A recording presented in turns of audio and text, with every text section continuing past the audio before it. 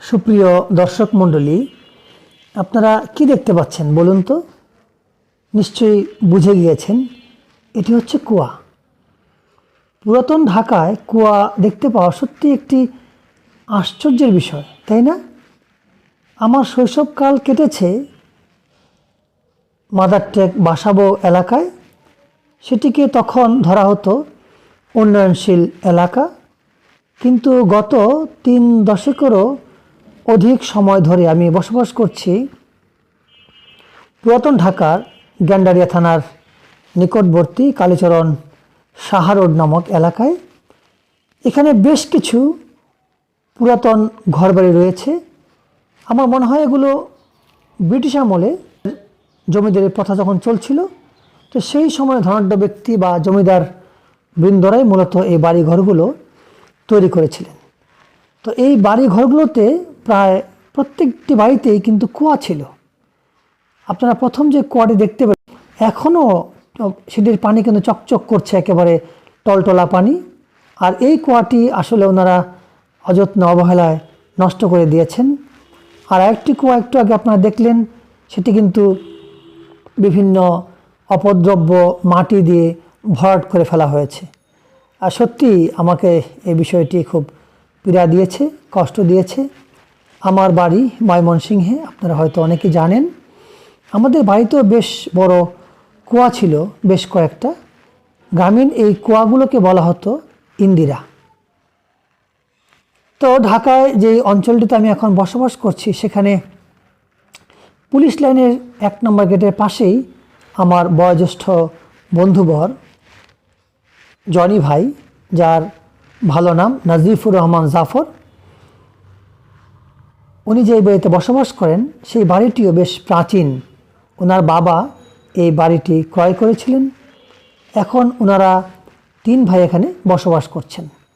দেখতে পাচ্ছেন যে এই বাড়ির উপরের যেই ছাদ দেখা যাচ্ছে, সেটা কিন্তু কাঠের বা লোহার পাত বসিয়ে তার উপরে কিন্তু ছাদ তৈরি করা হয়েছে। আপনারা দেখে বুঝতে পাচ্ছেন যে ইটগুলো সেই আমলের, পুরাতন আমলের, এবং বাড়ির যে কাঠামো সেটাও কিন্তু সেই সময়কার। এই কয়দিন আগে ভয়ানক ভূমিকম্প কিন্তু হয়ে গেল, তখনও কিন্তু এই বাড়িটির তেমন কোনো ক্ষতি বা খুব বেশি ঝাঁকুনি অনুভব হয়নি।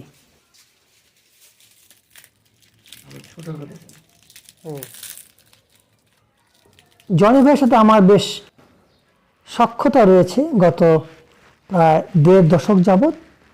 চমৎকার একজন গুণী মানুষ, তিনি বহু ভাষায় পারদর্শী। তো ওনার বাড়িতে যখন আমি আসি, মাঝে মাঝে চা খাওয়া হয়। তো সেদিন ওনার গ্যাস ছিল না, তাই আমরা ভাবলাম যে যেভাবে আগের দিনে মানুষরা মাটির চুলায় কাঠ লাকড়ি পুড়িয়ে রান্না বান্না করতো, তো আমরাও যদি আজকে সেভাবে একটু চা পান করি তো কেমন হয়।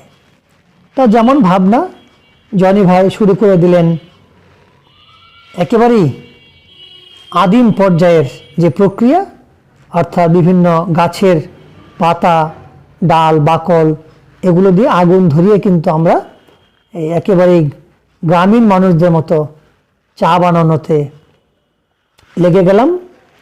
আসলে লেগে গেলাম বলে ভুল হবে, চাটা মূলত উনিই বানাচ্ছেন।